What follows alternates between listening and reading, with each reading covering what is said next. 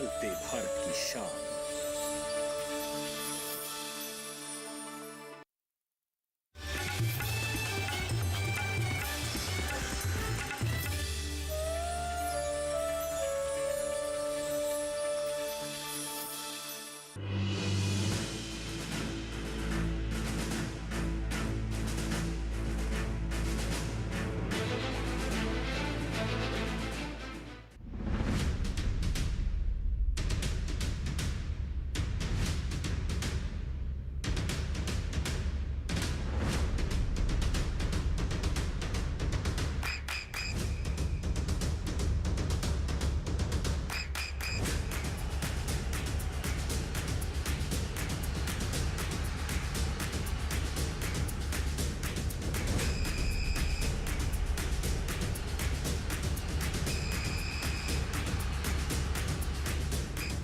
राम राम साहब, मैं हूं आपके साथ हैदर ज़ैदी और किसान पर्च मंच की टीम आज कहां पहुंची है?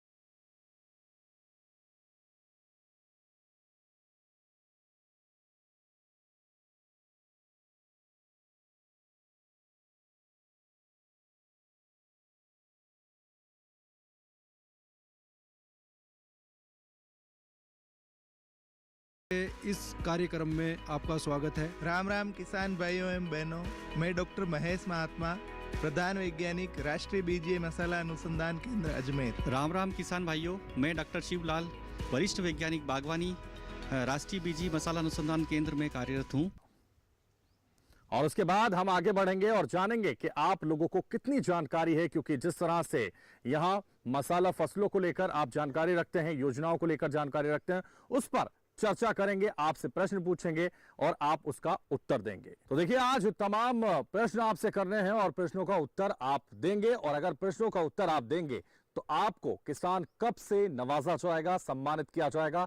तमाम विशेषज्ञ हमारे साथ मौजूद हैं और आज हम आपसे प्रश्न करने जा रहे हैं। प्रश्नों की शुरुआत करेंगे और आपसे प्रश्न पूछेंगे। तो सबसे पहला सवाल आपसे पूछेंगे और सवाल है, फसल की समय पर कटाई क्यों आवश्यक है?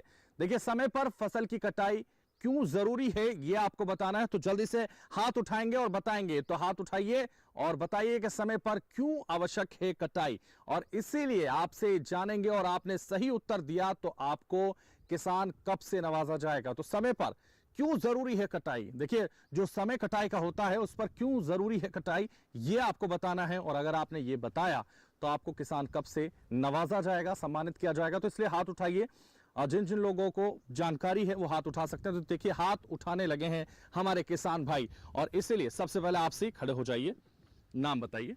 अशोक, गांव जेठाना, ग्राम पंचायत मंगलेवास। जी हाँ।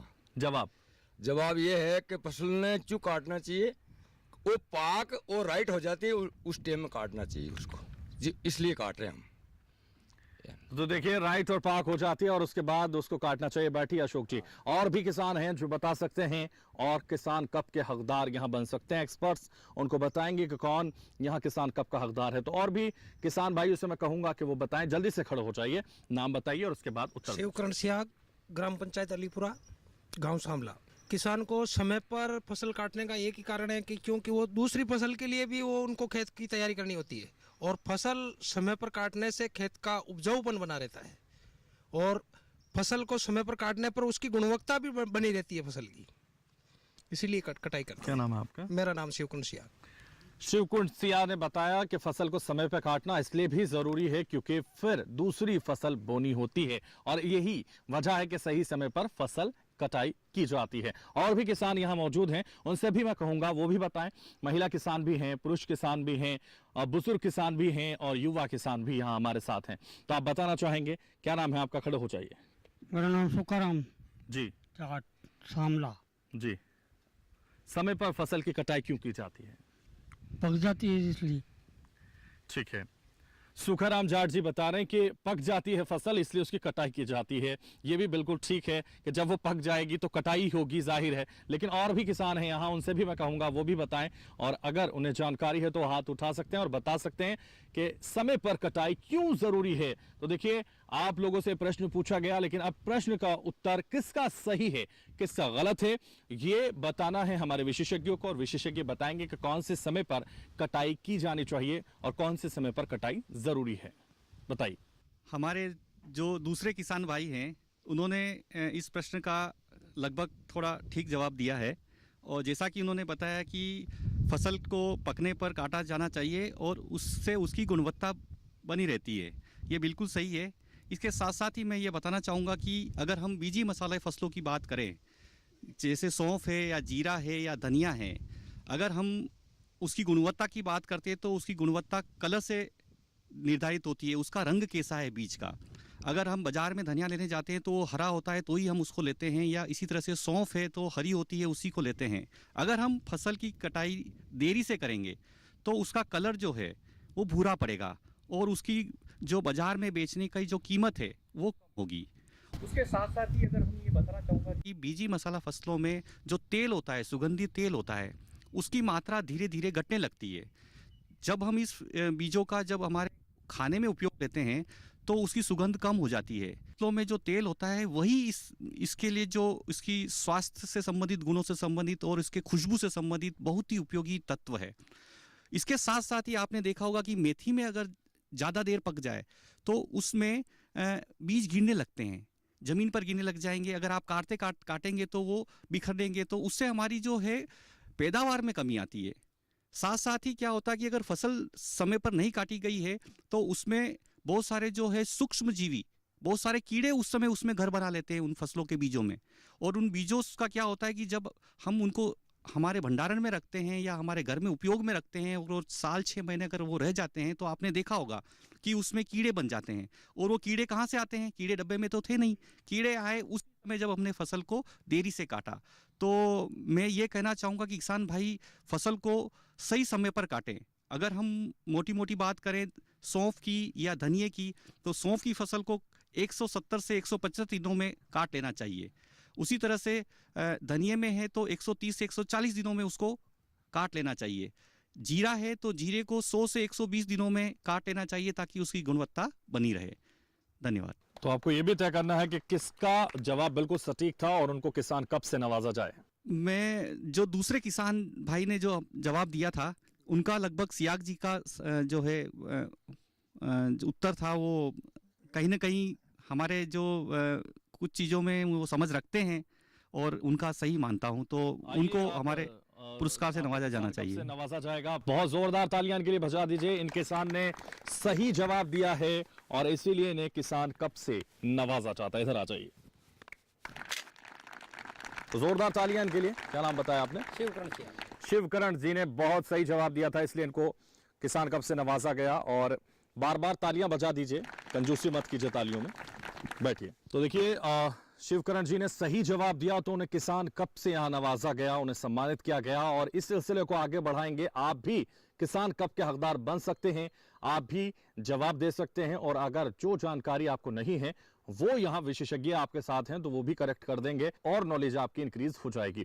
लेकिन अब इस सिलसिले को हम आगे बढ़ाएंगे और कई सवाल आपसे पूछेंगे और उसका उत्तर आप देंगे तो आपको सम्मानित किया जाएगा। इसलिए इस सिलसिले को आगे बढ़ाते हैं और एक और प्रश्न आपसे पूछते हैं। प्रश्न है इसी से जुड़ा हुआ, बीजे मसालों फसलों की कटाई और रखरखाव से जुड़ा हुआ ही प्रश्न है जिसका जवाब आप लोगों को देना है। तो देखिए, फसल को सुखाने के समय हमें किन किन बातों का ध्यान रखना चाहिए? फसल को सुखाने के समय हमें कौन कौन सी ऐसी बातें हैं जिनका ध्यान रखना जरूरी होता है, वो आपको बताना है। और अगर वो सही आप बता पाते हैं तो फिर किसान कप से आपको नवाजा जाएगा। तो देखिए, फसल को सुखाने के समय हमें किन किन बातों का ध्यान रखना चाहिए। फसल को सुखाने के वक्त आपको किन बातों की ध्यान रखने की जरूरत है, ये आपको बताना है। तो जल्दी से हाथ उठाइए, आपको बताना है और आपको किसान कप का हकदार बन जाना है।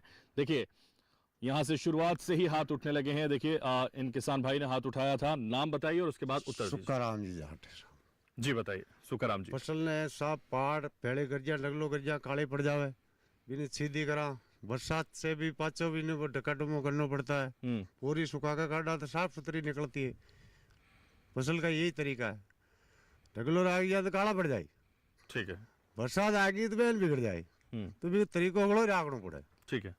तो सुखाराम जी बता रहे हैं कि जब फसल को सुखाना जरूरी है और इसलिए सुखाने पर ध्यान देते हुए वो नजर आ रहे हैं। और भी किसान भाई जो बताना चाहें तो देखिए, और भी किसान भाई हैं जो बताएंगे। खड़े हो जाइए, नाम बताइए और उसके बाद उत्तर दीजिए। सावरलाल गुजर। जी।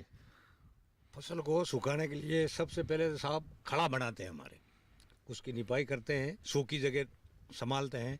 उसके बाद जैसे मसाले कोई चीज़ उसका खड़ा निकालते हैं तो उसके लिए तरपाल पाल वगैरह वो बिछाते हैं और फिर उसको धूप में अच्छी तरह से सुखाते हैं। 2-3 उसकी जैसे वो उखराली निकालते हैं, सीधा करते हैं, उसके बाद सूखने के बाद उसको निकालते हैं। जी।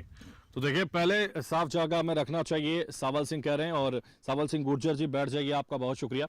लेकिन ये विशेषज्ञ तय करेंगे कि आपका जवाब कितना सही है, कितना सटीक है। और भी किसान भाई बहन हैं यहाँ जो जवाब दे सकते हैं। जल्दी से हाथ उठाइए और बताइए कि आपको ये जानकारी है कि फसल को सुखाने के समय हमें किन बातों का ध्यान रखना चाहिए, ये आप बता सकते हैं और इनाम के हकदार बन सकते हैं। इस प्रश्न मंच पर उत्तर देकर आप कब के हकदार बन सकते हैं। तो इसलिए आपसे कहूंगा कि जल्दी से हाथ उठाइए और बताइए कि क्या जानकारी है आपके पास जो और लोगों के भी काम आ सकती है। इसलिए और किसान भाई बहनों से मैं कहूंगा जल्दी से हाथ उठाएं। युवा किसान भी यहां हैं, वो भी हाथ उठा सकते हैं, वो भी बता सकते हैं। तो देखिए और भी किसान है, खड़े हो जाइए आप। क्या नाम है आपका? हरीश चंद्र गेणा जी। शाम लगा हूँ। जैसे सूप को सुखाना है तो उसके लिए तो छाया में सुखानी पड़ती है। जीरा है धूप के अंदर सुखाना पड़ता है उसको, और नीचे तिरपाल लगाना पड़ता है। और जैसे मेथी है तो मेथी को काटने के बाद उसको इधर उधर करना पड़ता है, उसके बाद साफ निकलती है वो। ठीक है। हरिश्चंद्र भी अपने तरीके से बता रहे हैं कि कैसे वो सुखाएं, कैसे वो फसलों का फायदा उठाएं और कैसे वो फसल को बेहतर बनाएं। ये लगातार हमारे किसान भाई बहन बता रहे हैं। लेकिन कौन सही बता रहा है, कौन गलत बता रहा है, इसके लिए हम विशेषज्ञ से कहेंगे कि वो इसका सही तरीका भी बताएं हमारे दर्शकों और हमारे किसान भाइयों को। और वो ये भी बताएं कि आज इस किसान प्रश्न मंच पर कौन कब का हकदार है, ये भी तय करें। जैसा कि हमारे तीनों किसान भाइयों ने जो जवाब दिया है उसमें सावरमल जी का जवाब मुझे थोड़ा थोड़ा सही लगता है। उन्होंने अच्छा चीज़ बताई कि जैसे कि फसल को हम अगर सही तरह से सही समय पर काट देते हैं उसके बाद उसको सही तरह से सुखाना बहुत ही महत्वपूर्ण हो जाता है। मैं आपको यहाँ बताना चाहूँगा कि महत्वपूर्ण क्यों हो जाता है।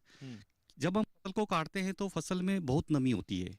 अगर हम मोटा मोटा ये माने तो 40 से 45% तक उस पूरे पौधे में नमी रहती है।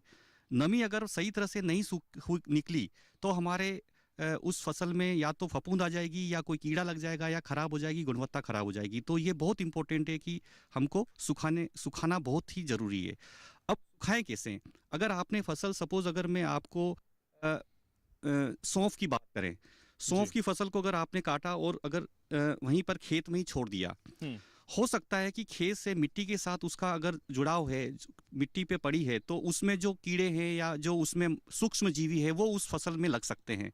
तो जैसा कि सावरमल जी ने बताया कि हमको सबसे पहले काट कर, अगर हमारे पास कोई जगह ऐसी है जहाँ थोड़ा ऊंचा हो, वहाँ पर हम उसको या तो तारपोल जो पॉलीथीन की शीट है वो बिछा लें, या जैसे अगर कुछ ना होता तो गाँव में जैसे गोबर का लीप करते हैं वो कर लें। जगह थोड़ी ऊंची होनी चाहिए ताकि क्या है कि उसका कारण ये है कि एक तो चूहे ज़्यादा नहीं आएंगे उस पर, दूसरा ये है कि पानी अगर बारिश हो गया या कोई पानी आ गया तो उस पानी में नहीं जाएगा। तीसरा ये कि वो जगह ऐसी होनी चाहिए कि आपने फसल काट के खेत में रखी है या कहीं ऐसे शेड में रखी है, वहाँ पर आपने बिखेर दी। बिखेरने से काम नहीं चलेगा। अगर आप बार बार उस फसल के पास जाएंगे आएंगे, वहाँ मूवमेंट करेंगे, चलना फिरना होगा, तो वो फसल कहीं ना कहीं उसकी गुणवत्ता खराब होगी। तो ये हमें बराबर ध्यान रखना है कि सुखाते वक्त हमको बराबर चलने का जो जगह बनाना है, ऊंची जगह पर रखना है, तारपोलिन या पॉलीथीन बिछाना है, उसके ऊपर ही उसको सिखाएं। दूसरी बात यह है कि अगर मान लो फसल धनिया है, तो धनिये में क्या होता है कि उसको सुखाने के लिए हमको उसका इसलिए महत्वपूर्ण हो जाता है कि हरा किलर जो है धनिया बाजार में बहुत ज़्यादा महत्व रखता है, उसकी हमको कीमत भी ज़्यादा मिलती है। तो उसको पूरा काट कर छाया में सुखाएं, हो सके तो। जैसे हमारे संस्थान ने एक तकनीक अपनाई है कि जो ग्रीन शेड नेट होती है, हरी जो अपने नेट होती है, उसमें उसको सुखाएं। उसको सुखाने से ये होगा कि उसका कलर जो है हरा बना रहेगा, और बार बार उसको 3-4 दिन 5 दिन बाद थोड़ा उसको अपन को टर्निंग करना पड़ेगा, ताकि क्या है कि कहीं जगह नमी रह जाती है तो उसको बच सकते हैं। दूसरा ये कि अगर सौंफ में अगर हम हरी सौंफ लेना चाहते हैं तो उन सौंफ के जो गुच्छे होते हैं जिनको हम अंबल बोलते हैं, उनको भी हमको छाया में सुखाना चाहिए, वो उसी तरह से ग्रीन शेड नेट बनाकर जी। तो इन सब चीज़ों को देखते हुए अगर आपका जो फसल है सही तरह से सूख गया, अगर उसका हम मोटा मोटा नमी ये माने कि उस फसल का आपका 12 से 15% आ गया, उसके बाद अगर हम उसकी थ्रेशिंग करते हैं तो बीजों की गुणवत्ता अच्छी बनी रहेगी, साथ साथ जो उसके बीज निकलेंगे वो भी टूटेंगे नहीं। बिल्कुल, वो एक सबसे बड़ा फायदा है। तो ये सब इन चीज़ों को ध्यान में रखते हुए किसान को ये चीज़ें अपनानी चाहिए। तो देखिए, बेहतर फसल की गुणवत्ता को बेहतर बनाने के लिए क्या करना है विशेषज्ञ आपको बता रहे हैं। तो देखिए, किसान कब से किसको नवाजना है ये आपको बताना है, जल्दी से बता दीजिए ताकि हम उनको बिना देरी किए बुलाएं। मैं सांवरमल जी का नाम इसमें। सांवल जी जल्दी से आ जाइए, बहुत तालियों के साथ एक बार फिर से हौसला अफजाई बढ़ाइए इनकी, क्योंकि इन्होंने सही जवाब दिया है, इसलिए किसान कब से इन्हें नवाजा जाता है। जोरदार तालियां इनके लिए। बहुत शुक्रिया सांवल जी सही जवाब देने के लिए। देखिए, किसान प्रश्न मंच पर लगातार हम आपसे प्रश्न पूछ रहे हैं, उत्तर आप लोग दे रहे हैं, बहुत ही शालीनता के साथ, बहुत ही बेबाकी के साथ आप उत्तर दे रहे हैं और किसान कब के हकदार बन रहे हैं। इसलिए आपसे कहेंगे कि आप भी उत्तर दे सकते हैं। जो नहीं दे रहे हैं वो बिल्कुल संकोच ना करें और खड़े हो जाएं और बताएं कि उन्हें ये जानकारी है। तो देखिए, इसी से जुड़ा हुआ, फसलों से जुड़ा हुआ, बीजे फसलों से जुड़ा हुआ हम आपसे सवाल एक और कर रहे हैं, और ये सवाल है फसलों की कटाई एवं थ्रेसिंग के समय बीज नमी की मात्रा कितनी होनी चाहिए, ये आपको बताना है। तो देखिए, आपसे पूछ रहे हैं फसलों के समय, कटाई के समय थ्रेसिंग की मात्रा, जो बीज की नमी की मात्रा है वो कितनी होनी चाहिए, वो आपको बताना है। तो आपसे पूछ रहे हैं ये सवाल, इसका उत्तर आपको देना है, और अगर आपने उत्तर दिया तो फिर आपको किसान कब दिया जाएगा। तो देखिए, फसलों की कटाई के समय, थ्रेसिंग के समय बीज नमी की मात्रा कितनी होनी चाहिए, ये आपको बताना है। तो आपसे सवाल पूछा जा रहा है, जल्दी से हाथ उठा सकते हैं और बता सकते हैं। तो जल्दी से हाथ उठाइए और बताइए, फसलों की कटाई एवं थ्रेसिंग के समय बीज की नमी की मात्रा कितनी होनी चाहिए, ये आपको बताना है। तो ये जाहिर है, आप लोग खेती करते हैं, फसलों को उगाते हैं, फसलों को काटते हैं, तो आपको पता होगा कि उस समय बीज की नमी की मात्रा कितनी होनी चाहिए, तो ये आप बता सकते हैं। तो जल्दी से, युवा किसान हैं, बुजुर्ग किसान हैं, महिला किसान हैं, तमाम किसान यहाँ हैं, वो बता सकते हैं, और धोरों की धरती में डरने की जरूरत नहीं है, आप लोग खड़े होकर बता सकते हैं। जल्दी से, क्या नाम है आपका? कार्तिक गेना। कार्तिक, बताइए। 15 से 20 होनी चाहिए नमी फसल के लिए, कटाई के टाइम में 15 से 20%। तो देखिए, 15 से 20% होनी चाहिए, कार्तिक बता रहे हैं। और भी किसान हैं, बता सकते हैं, और बिल्कुल बेबाकी से वो बता सकते हैं, इस मंच पर अपना उत्तर रख सकते हैं, भले ही वो गलत हो, लेकिन आप बता सकते हैं। तो आपसे भी जानेंगे, खड़े हो जाइए। हमारा नाम है प्रकाश जाजड़ा जी। करीब बंद होनी चाहिए 12% 10% के आसपास नमी।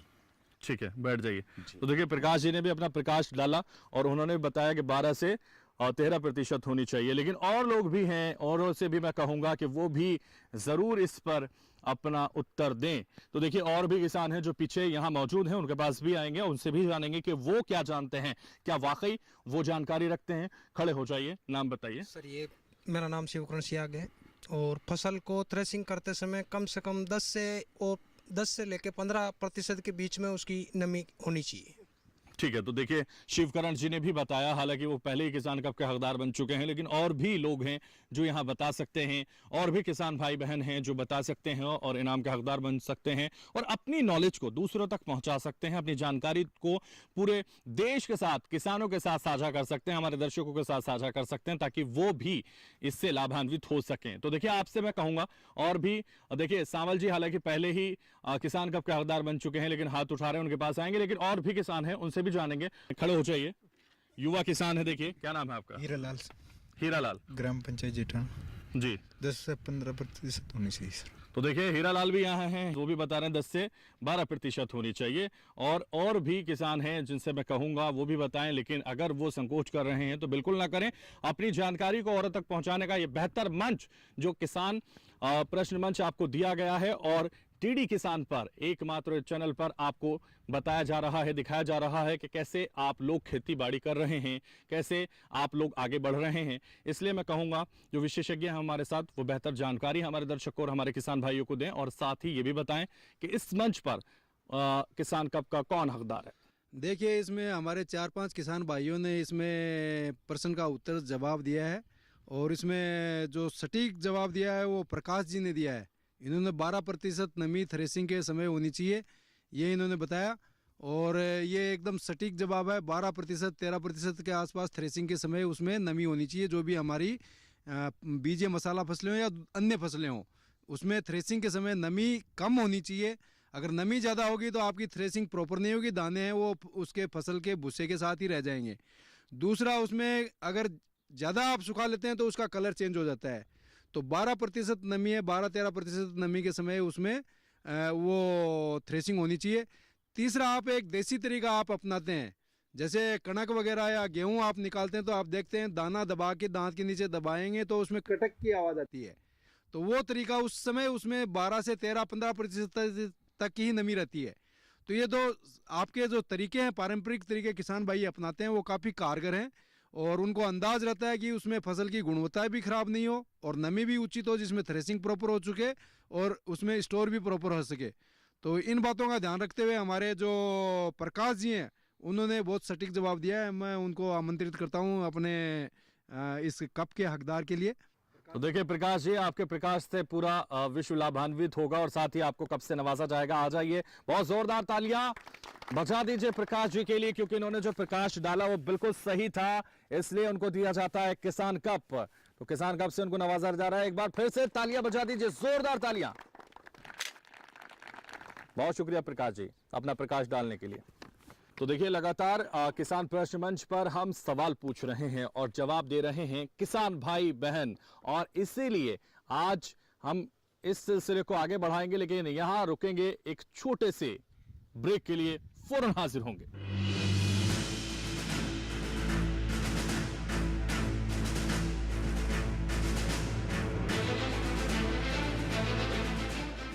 ये विशाल है ना, इसका सब प्रॉपर चलता है। कल उसके बैंक अकाउंट में 15,000 रुपए का फ्रॉड हुआ है, पता है? इसको तो कोई टेंशन ही नहीं होती है, देखना। टेंशन क्यों? मेरी कोई गलती नहीं थी। फिर भी फ्रॉड होने पर मैंने तुरंत बैंक को इन्फॉर्म कर दिया। आरबीआई कहता है अगर आपके अकाउंट से किसी ने धोखे से पैसे निकाले हैं तो बैंक को जल्द से जल्द इन्फॉर्म कीजिए। 3 दिन के अंदर इन्फॉर्म किया तो कोई नुकसान नहीं होगा, जितना लेट करोगे उतना ज्यादा नुकसान। और सुन, सब चलता नहीं है, प्रॉपर चलाना पड़ता है। आरबीआई कहता है जानकार बनिए, सतर्क रहिए।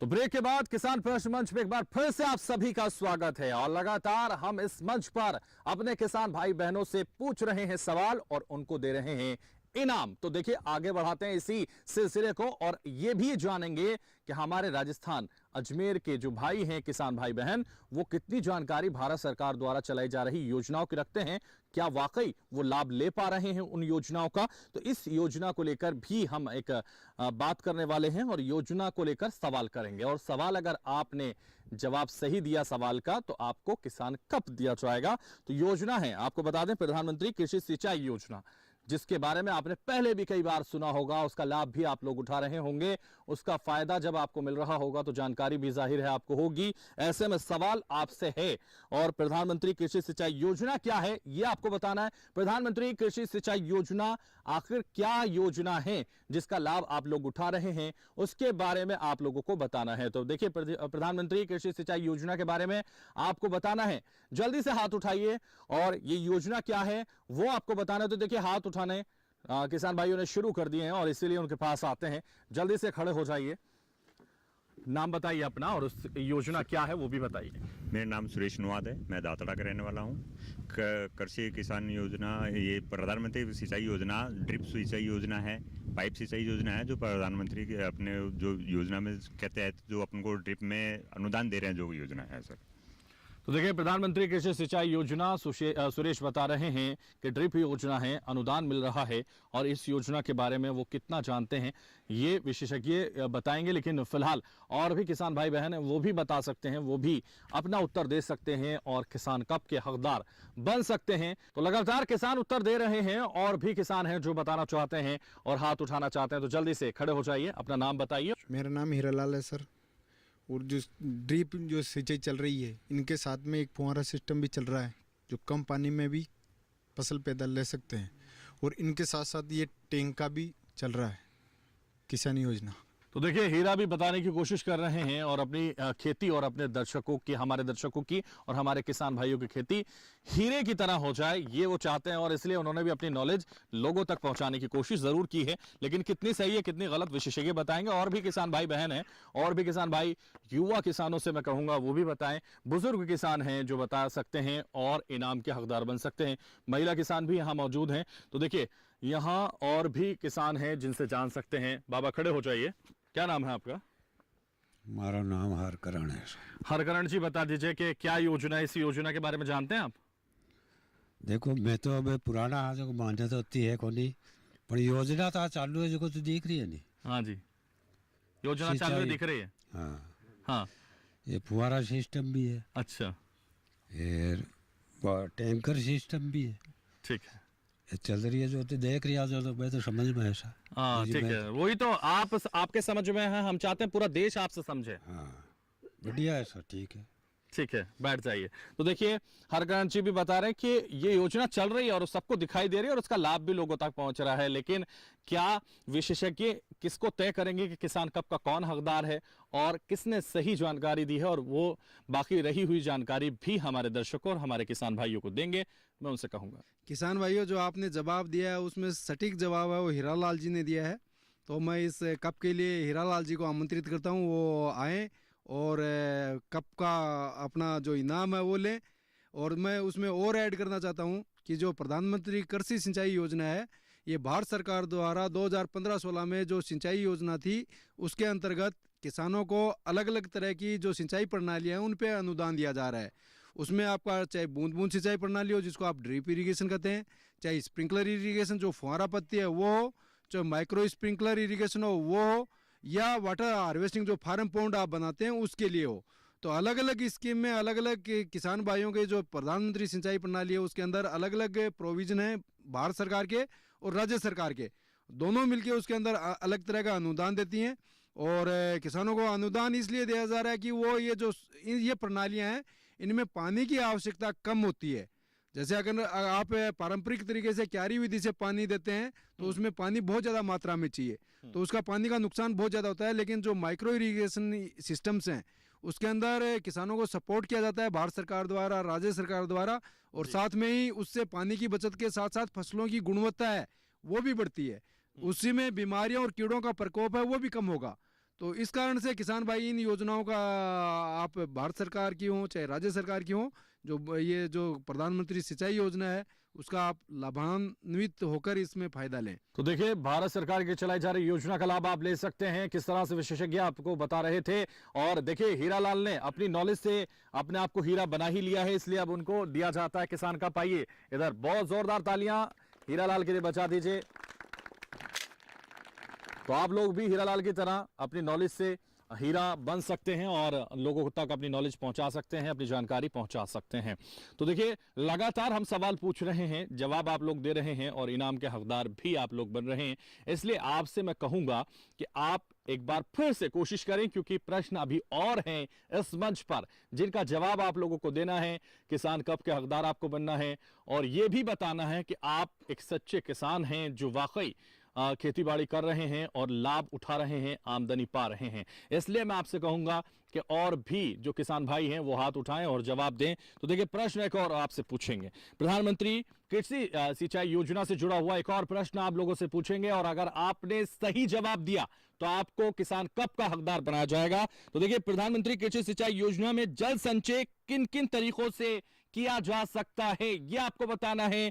प्रधानमंत्री कृषि सिंचाई योजना में जल संचय किन किन तरीकों से किया जा सकता है, ये आपको बताना है और आपको फिर कब पाना है। तो देखिए कौन कौन कब पाने के लिए तैयार है, जल्दी से हाथ उठाइए और बताइए कि किन किन तरीकों से आपको संचय करना है। जल को संचय करने के तरीके आपको बताने हैं। प्रधानमंत्री कृषि सिंचाई योजना के तहत कैसे जल संचय किया जाता है उसका तरीका आपको बताना है और किन किन तरीकों से आपको बता दीजिए कि जल संचय होता है।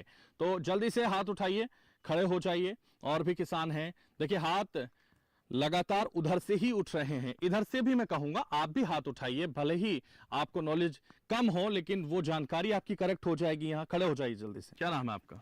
राजेंद्र। तो बता दीजिए प्रधानमंत्री कृषि सिंचाई योजना से जल संचय करने का तरीका। जल होज बनाकर जी, और कोई तरीका?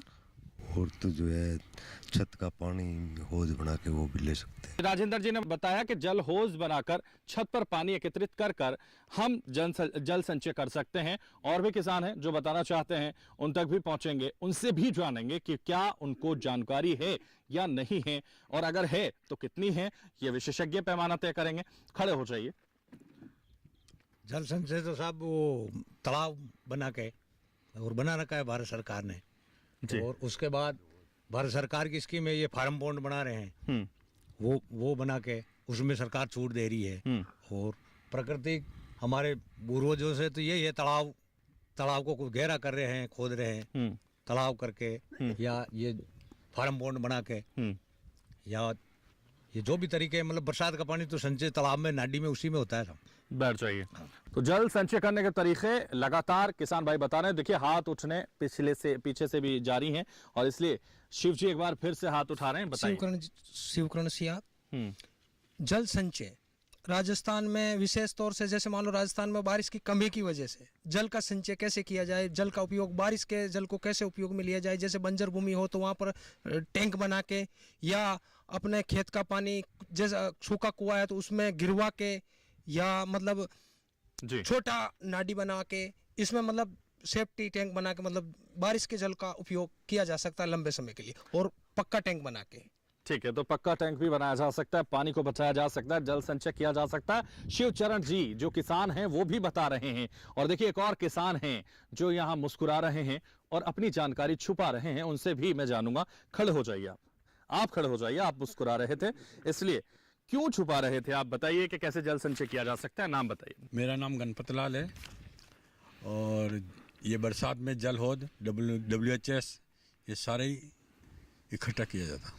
तो गणपत लाल भी बता रहे हैं कि देखिए पानी कैसे संचय किया जा सकता है। और भी कोई किसान जो बताना चाहे कि पानी कैसे संचय किया जा सकता है, कैसे इस योजना का लाभ उठाया जा सकता है, किस लिए ये भारत सरकार ने योजना चलाई है, किस लिए लोगों को फायदा, किस तरीके से किसानों को फायदा हो, वो क्या कैसे तय किया जाए, ये पैमाना इसमें सेट किया गया है। और लगातार किसानों ने बताया, और प्रश्न मंच पर लगातार सवालों का जो सिलसिला है वो जारी है। और इसीलिए विशेषज्ञों से मैं कहूंगा कि वो ये तय करें कि किसका जवाब सही था, और साथ ही किसको किसान कप का हकदार बनाना है, और ये भी बताएं कि इसका सही तरीका क्या था, या सही जल संचय करने का तरीका क्या है। PMKSY योजना अंतर्गत खेती के लिए वर्षा जल संचय के लिए जो कंपोनेंट है मेजर, जो उसमें सबसे पहले आता है आपकी डिग्गी निर्माण, दूसरा आता है सामुदायिक जल स्रोत निर्माण, और तीसरा आता है फार्म पॉन्ड। तीनों के द्वारा खेती के लिए बरसात का जल इकट्ठा करके और इनको उपयोग में लेते हैं। और इसके लिए जो PMKSY में अच्छा खासा अनुदान भी दिया जाता है, जो 50% सामान्य किसानों के लिए 50%, 50%, और जो लघु सीमांत हैं उनके लिए 70% तक अनुदान होता है, जिसमें उसकी निर्माण और उसमें जो सीट लगती है ताकि पानी का रिसाव नहीं हो, सीपेज नहीं हो, ख़राब नहीं हो, उसके लिए उसमें जो मेन 3 कंपोनेंट ही है PMKSY में, जिससे वर्षा जल संचय कर सकते हैं। उसके अलावा अगर घर के लिए करना चाहे तो टाँका बनता है, वो भी इसमें अलग योजना में आता है, लेकिन वो भी सरकार की योजना है, भारत सरकार की योजना ही है। उसके अलावा घर से जो छत का पानी है उसको स्टोर करके पीने के और उसमें काम में लिया जा सकता है। उसके अलावा जो पारंपरिक जो सिंचाई, इसके वर्षा जल संचय के स्रोत तालाब है, नाडी है, ये तो शुरुआत से ही, और उन पर भी काफ़ी किया जा सकता है।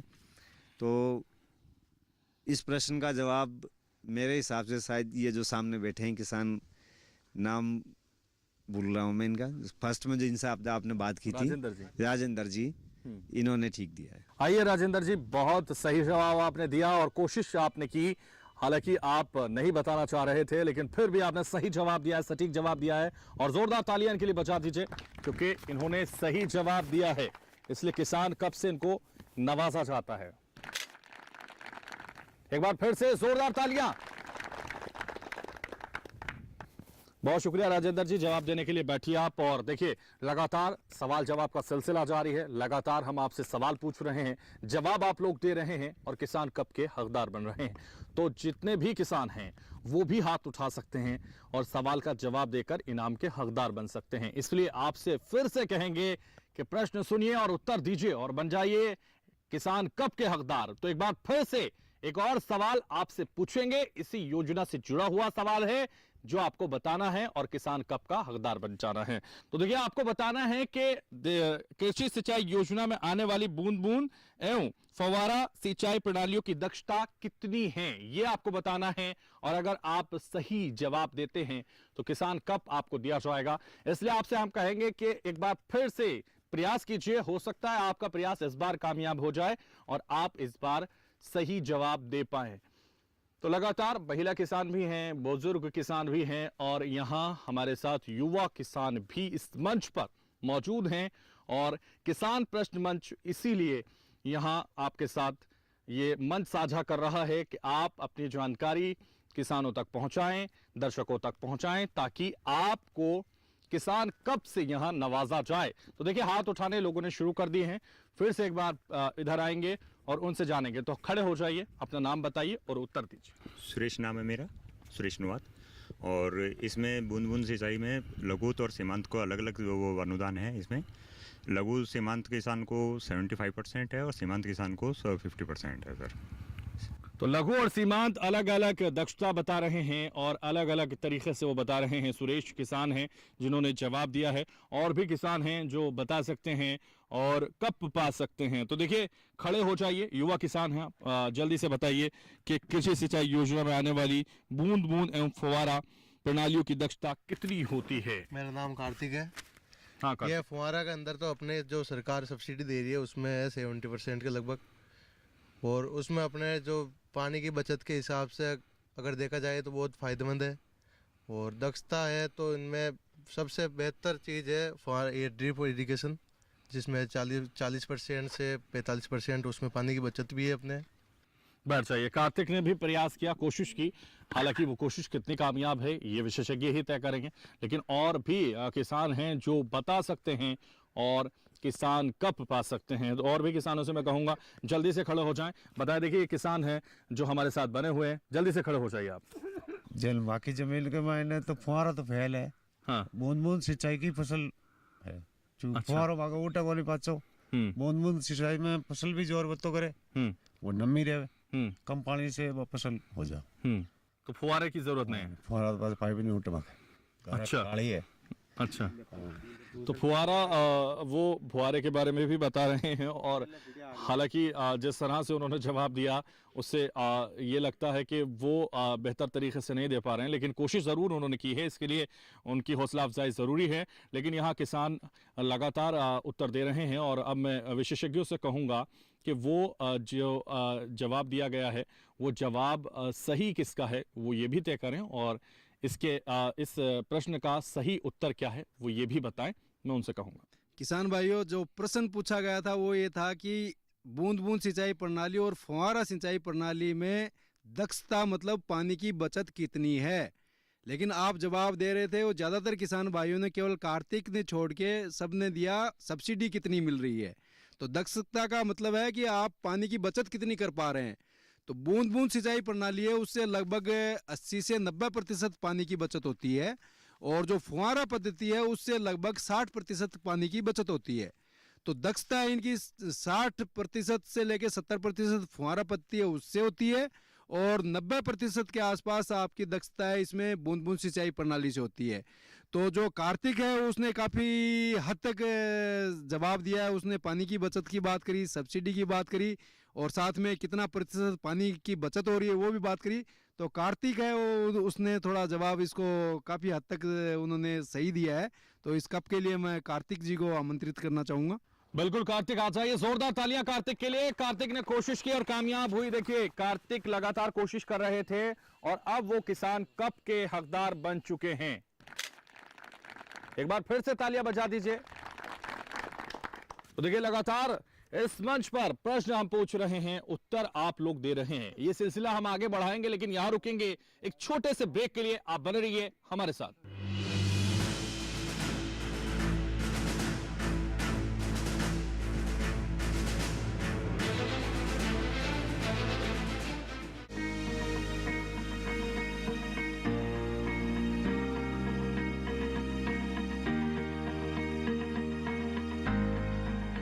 घर के बगिया में छिपा है सेहत का खजाना।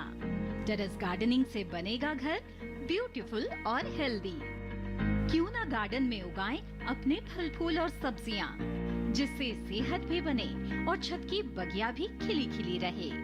देखिए छत पर बागवानी, शनिवार सुबह 9 बजे सिर्फ दूरदर्शन किसान पर।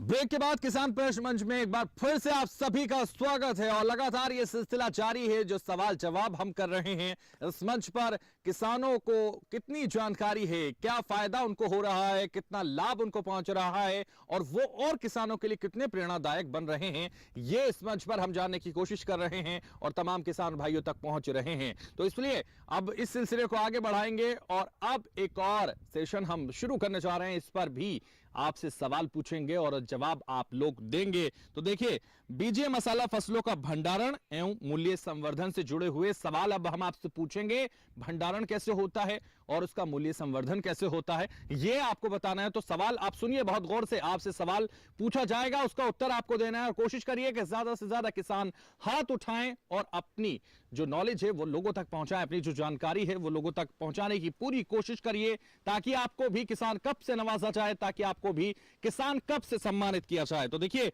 अब आपसे सवाल पूछेंगे और जवाब आपको देना है। बीजे मसालों के भंडारण के समय नमी कितनी होनी चाहिए? ये बहुत ही आसान सा सवाल है जिसका जवाब आपको देना है। बीजे मसालों के भंडारण के समय नमी कितनी होनी चाहिए, यह आपको बताना है। तो आपको बताना है कि बीजे मसालों के भंडारण के समय नमी कितनी होनी चाहिए। जल्दी से हाथ उठाइए, खड़े हो जाइए और बताइए कि कितनी नमी होनी चाहिए। बीजे मसालों के भंडारण के समय कितनी नमी होती है या होनी चाहिए, वो आपको बताना है। तो लगातार किसान यहाँ हैं और भी बहुत सारे किसान यहाँ मौजूद हैं, वो बता सकते हैं। हालांकि तमाम किसानों ने बताया है, लेकिन अब फिर से लगातार इस सेशन को आगे बढ़ाते हुए हम सवाल पूछेंगे। और भी किसान यहाँ मौजूद हैं, युवा किसान हैं। खड़े हो जाइए, युवा किसान हैं आप, बताइए, इस सवाल का उत्तर दीजिए और नाम बताइए। जी, मेरा नाम संत दयाल है, मैं ग्राम मायापुर से आया हूँ। बीजे मसालों के भंडारण के लिए उसमें नमी ज़्यादा मात्रा में भी नहीं होनी चाहिए, एक लेवल में होनी चाहिए ताकि बीज खराब ना हो। भंडारण के लिए अप्रोक्सीमेट नमी की जो मात्रा है वो 10 से 12% के अप्रोक्सीमेट होनी चाहिए। तो देखिए 10 से 12 होने चाहिए, संत बता रहे हैं। और देखिए अब हालांकि विशेषज्ञ महात्मा यहाँ मौजूद हैं, वो भी बताएंगे कि किसका उत्तर सही है, लेकिन संत भी यहाँ हैं, महात्मा भी यहाँ हैं, किसान हमारे साथ हैं और लगातार इस मंच पर सवाल हम पूछ रहे हैं। तो इसलिए और भी किसान हैं जो बता सकते हैं कितनी नमी होनी चाहिए और बिल्कुल एक्यूरेट बताने वाले को किसान कब दिया जाएगा। तो इसलिए जल्दी से हाथ उठाइए, बिल्कुल न शर्माइए, खड़े हो जाइए और बताइए। शिवकरण सिया, बीजीय मसाला की खेती में मतलब यह है कि भंडारण करते समय नमी बिल्कुल ही नहीं होनी चाहिए और नाम मात्र की नमी, मतलब नमी होनी नहीं चाहिए, क्योंकि उसमें मतलब उनका सुगंध और उनकी क्वालिटी में मतलब फर्क आता है। बीजीय मसाला जितनी भी हम हैं तो नमी बिल्कुल नहीं होनी चाहिए। तो शिवचरण बता रहे हैं कि नमी बिल्कुल नहीं होनी चाहिए, लेकिन ये कितना सही है कितना गलत विशेषज्ञ तय करेंगे। और भी किसान हैं, युवा किसान हैं, बुजुर्ग किसान हैं, महिला किसान हैं हमारे साथ। लगातार कुछ और युवा किसान हैं, उनसे भी जानने की कोशिश करेंगे। खड़े हो जाइए, आप नाम बताइए और उत्तर दीजिए कितनी नमी होनी चाहिए। नहीं, मेरे को इस बारे में अभी पता नहीं। क्या नाम है आपका? अनिल गेना। आप भी किसान हैं? नहीं, अभी पढ़ाई करता हूँ। अच्छा, ठीक है। तो ये युवा किसान हैं, लेकिन पढ़ाई वो करते हैं, इसलिए उनको अभी उतनी जानकारी नहीं है। और भी किसान भाई बहन जो बता सकते हैं कि बीजे मसालों के भंडारण के समय में नमी कितनी होनी चाहिए? जल्दी से खड़े हो जाइए और बताइए कि आखिर आपको कितनी जानकारी है। और भी महिला किसान हैं, बुजुर्ग हैं, युवा हैं, लगातार आप कोशिश कर रहे हैं। हीरालाल पहले ही हीरा बन चुके हैं, एक बार फिर से कोशिश करने की कोशिश आपकी जारी। हीरालाल है सर। 4-5% नमी होनी चाहिए, 5%। ठीक है, हीरालाल भी कोशिश कर रहे हैं और देखिए उत्तर के इर्द गिर्द जाने की कोशिश उन्होंने की है। 4 से 5% की कोशिश होनी चाहिए, वो ये कह रहे हैं, लेकिन ये विशेषज्ञों को तय करना है कि कितने % की नमी होनी चाहिए, कितनी प्रतिशत नमी होती है, ये विशेषज्ञ बताएंगे। और लगातार हम ये समझने की कोशिश कर रहे हैं कि हमारे किसानों को इस भंडारण को लेकर, बीजे फसलों को लेकर कितनी जानकारी है, क्या उनका उत्तर कितना सही है या फिर वो उत्तर नहीं दे पा रहे हैं, ये विशेषज्ञ तय करेंगे। और विशेषज्ञ ये भी तय करेंगे कि इस मंच पर किसान कप का कौन हकदार है। देखिए, जहां तक बीज मसाला फसलों के भंडारण की बात है, तो बीज मसाला फसलों में जो इसेंशियल ऑयल होता है, जिसको सुगंधित तेल भी बोलते हैं, इस तेल के कारण से बीज फसलों के भंडारण के दौरान काफी मात्रा में जो कीड़े मकोड़े हैं उनका आक्रमण काफी ज्यादा होता है। और दूसरा और खासतौर से जो खापरा बीटल है, सिगरेट बीटल जिसको बोलते हैं, वो उसका आक्रमण बीज मसाला फसलों के भंडारण के दौरान काफी मात्रा में होता है। और दूसरा जो स्टोरेज के जो फंगस हैं, उनका भी यदि नमी की मात्रा ज्यादा होती है तो स्टोरेज के जो फंगस हैं वो भी काफी ज्यादा मात्रा में आक्रमण करते हैं बीज मसाला फसलों में, और उससे उनकी गुणवत्ता और जो सीड की जो वायबिलिटी और विगर है वो भी प्रभावित होता है। तो सामान्यतः बीज मसाला फसलों की जो स्टोरेज के लिए जो नमी की मात्रा होनी चाहिए वो 8 से 10% की मात्रा में होनी चाहिए। इससे यदि बीज की नमी की मात्रा ज़्यादा रहेगी इससे, तो उसमें ज़्यादा जो अपना स्टोरेज पेस्ट है और स्टोरेज फंगस है उनके आक्रमण की और संक्रमण की ज़्यादा संभावनाएं रहती हैं। तो 8 से 10% एक सही आंसर है इस प्रश्न का। और मेरे हिसाब से जो संत दयाल ने काफ़ी क्लोज आंसर इसका दिया है, जो उन्होंने बताया कि 10 से 12% की मात्रा नमी की मात्रा बीज मसाला फसलों के भंडारण के लिए एक सुरक्षित मात्रा में होना चाहिए। तो आइए, संत आपको बनाया जाता है किसान कप का हकदार, क्योंकि आपने दिया है सही जवाब। जोरदार तालियां संत के लिए। संत होने का लाभ यहां भी इनको मिल गया। चलिए जोरदार तालियां बजाइए।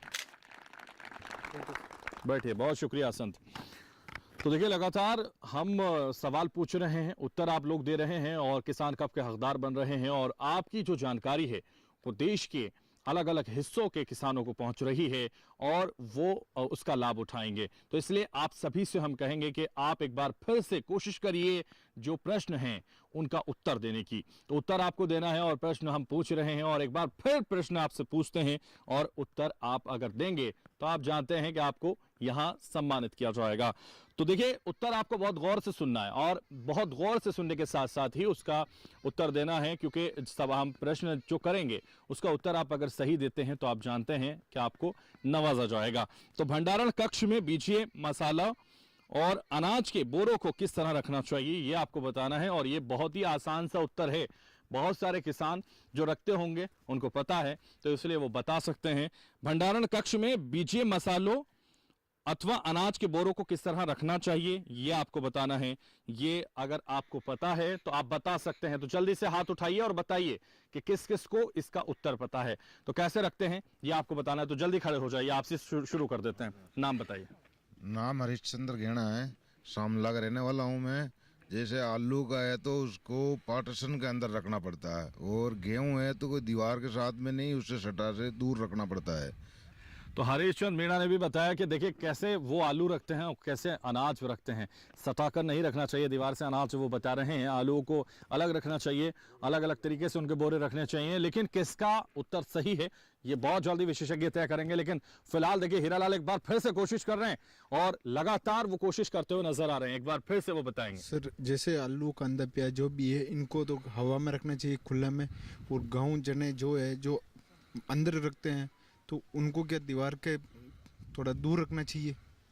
ठीक है, बैठ जाइए। तो देखिए, अलग अलग तरीके से हीरालाल भी बता रहे हैं कि कैसे रखना चाहिए। आप भी युवा किसान हैं और भी किसान हैं जो बता सकते हैं। तो जल्दी से हाथ उठाइए और बताइए कि किसको पता है कि भंडारण कक्ष में बीजे मसालों और अनाज के बोरों को किस तरह रखना चाहिए। जल्दी से बताइए और किसान कप पाइए। तो देखिए खड़े हो सकते हैं और भी किसान और बता सकते हैं उनको कितनी जानकारी है। बुजुर्ग किसान भी हैं, युवा किसान भी हैं, तमाम किसान हैं जो यहाँ मौजूद हैं और वो बता सकते हैं और वो जानकारी दे सकते हैं और ये जानकारी लोगों के लिए बहुत फायदेमंद होने वाली है। इसलिए और भी किसानों से मैं कहूँगा जल्दी से खड़े हो जाइए और बताइए। तो देखिए किसान खड़े हो गए हैं खुद ही बताने के लिए और बहुत उत्साहित हैं उत्तर देने के लिए। जल्दी से नाम बताइए और उत्तर। मेरा नाम अशोक है साहब, जेठने का रहने वाला हूँ, ग्राम पंचायत जेठना। देखो साहब, जेनी गेहूँ और धान, सूखा जो धान है ना, उनको तो बंद रखना चाहिए पैक, और जो गीली चीज़ है, आलू है, कांदा है, जो कोई भी चीज़ है, उनको जैन हवा की बना के उसमें रखना चाहिए। ये दोनों में यही मात्रा है। तो देखिए अशोक ने भी कोशिश की है, अपना प्रकाश डाला है और बताया है कि क्या होना चाहिए और कैसे उन्हें बोरियां रखनी चाहिए क्योंकि वो ख़राब ना हो, वो बर्बाद ना हो, उनकी फसलें बिल्कुल सही रहें और उनकी आमदनी उनको बेहतर तरीके से मिल पाए और वो लाभ उठा पाएँ। जिस तरह से उन्होंने उसकी खेती की है उसका फ़ायदा भी उनको हो पाए। तो देखिए किसने सही उत्तर दिया है ये विशेषज्ञों को तय करना है और इसका सही उत्तर क्या है ये भी आपको बताना है। देखिए बीज या मसाला फसलों के भंडारण के लिए हमने पहले भी क्वेश्चन किया था और उसी से जुड़ा हुआ ये क्वेश्चन है। तो उसमें मैं बताना चाहता हूँ कि सबसे जो प्रमुख बातें हैं बीज या मसाला फसलों के भंडारण के लिए, वो पहली बात है कि नमी की मात्रा, जो ऑलरेडी हम लोग बात कर चुके हैं। दूसरी चीज़ है कि भंडारण से पहले फसलों को साफ करना बहुत ज़रूरी है।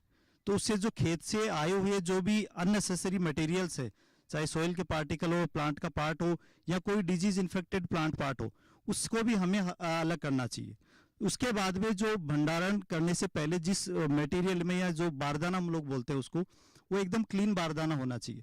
यदि उसमें पहले से कहीं से भी इन्फेक्शन, यदि किसी भी स्टोरेज फंगस का रहेगा या पेस्ट के उसके जो अंडों का रहेगा, तो आगे आपके स्टोरेज के टाइम पे आपकी फसल में फैल जाएगा। तो आपका एकदम क्लीन बारदाना होना चाहिए। उसके बाद में जहाँ पर आप स्टोर कर रहे हो उसको, जो स्टोरेज गोडाउन जो आपका है या जिस भी कमरे में आप कर रहे हो, जिस भी जगह में कर रहे हो, वो एकदम क्लीन होनी चाहिए। उस क्लीन जगह का भी आप यदि पहले किसी फसल का भंडारण कर रखे हो और फिर से आप बीज या मसाला फसलों का वहाँ पर भंडारण करना चाहते हो, तो उस जगह को आप डिसइंफेक्टेंट आपको करना चाहिए। उसके लिए जो मैलाथियन डस्ट आपका के घोल का आप उपयोग कर सकते हो। और बारदाने को भी आप यदि जूट का बारदाना आप यूज कर रहे हो, फिर से दोबारा बीज या मसाला फसलों के भंडारण के लिए काम में ले रहे हो, तो मैलाथियन डस्ट के घोल का उसको बारदाना को भी डिसइंफेक्टेंट आप उसको कर सकते हो।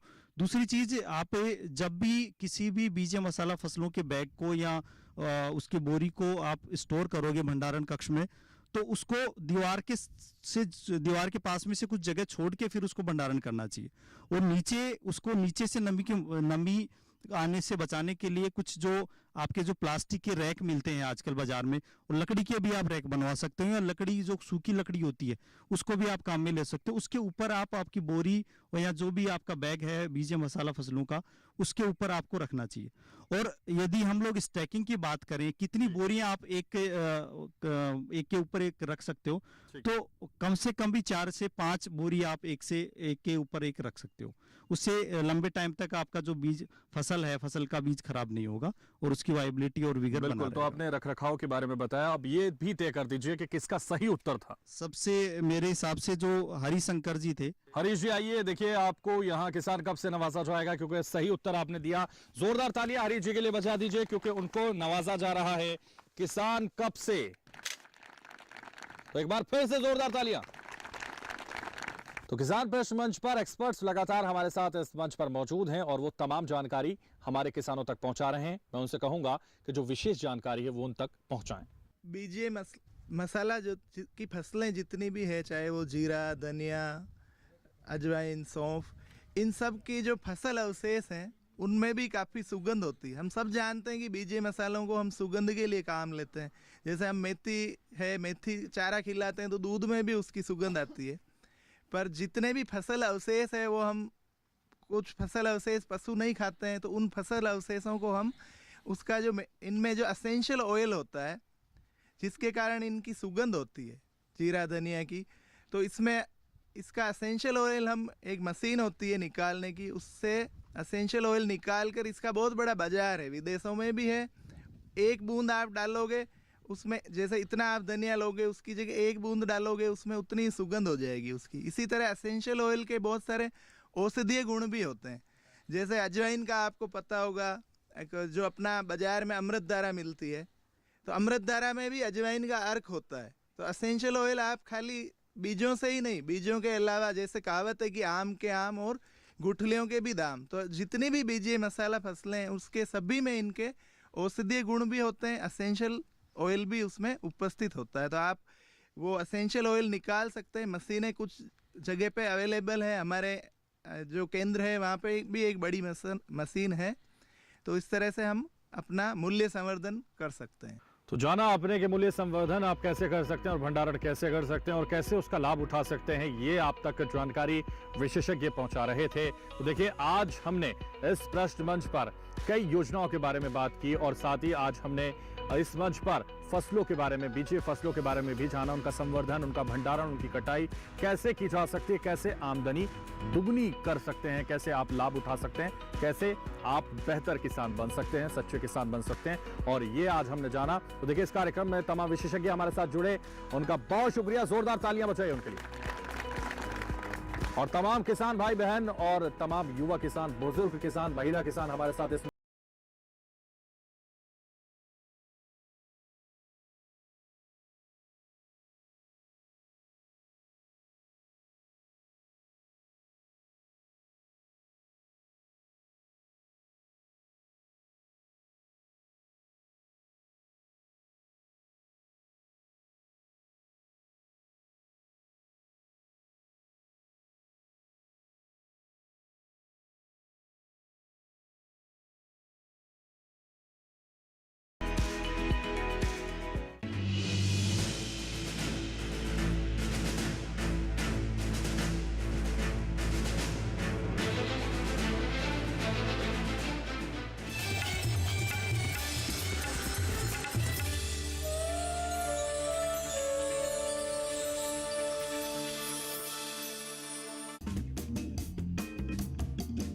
जिम डेली 1 से 2 घंटा। अरे वाह, पर रोज क्यों? बॉडी बिल्डिंग, टाइम तो लगता है। स्क्रीन टाइम तो काफी है आपका। बिल्कुल, अब सारी इन्फॉर्मेशन यहीं तो मिलती है और एंटरटेनमेंट भी। पर इतना टाइम? नॉलेज बिल्डिंग, ये भी तो जरूरी है। आसान नहीं है इन्फ्लुएंसर बनना। सही कहा आपने। पूरे दिन रील्स बनाओ, कैप्शन चुनो, पोस्ट करो, स्टोरीज अपलोड करो। It's a full time job actually. पर इतना कुछ किस लिए? Image building, what else? पर वोट नहीं डाला आपने। वोट क्या फायदा? नेशन बिल्डिंग, और हाँ, इसमें इतना टाइम भी नहीं लगता। ख्याल बदलेगा तभी तो देश बदलेगा।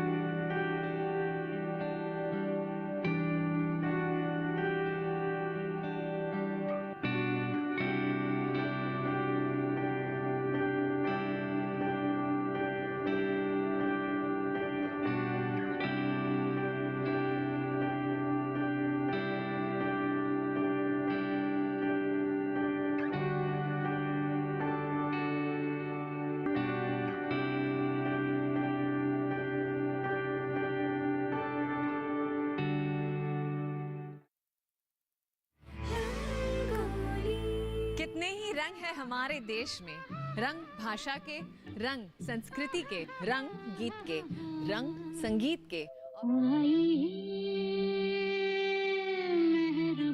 और रंग हमारी भावनाओं के। छोटा सा छोटी सी आशा।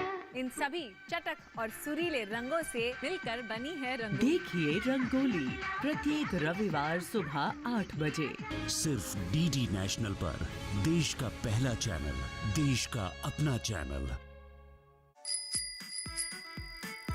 लो आ गए हैं हम आपसे मिलने। देखिए हमारा शो पिगी बैंक, सोमवार से शुक्रवार शाम 4 बजे सिर्फ डीडी नेशनल पर, देश का पहला चैनल, देश का अपना चैनल।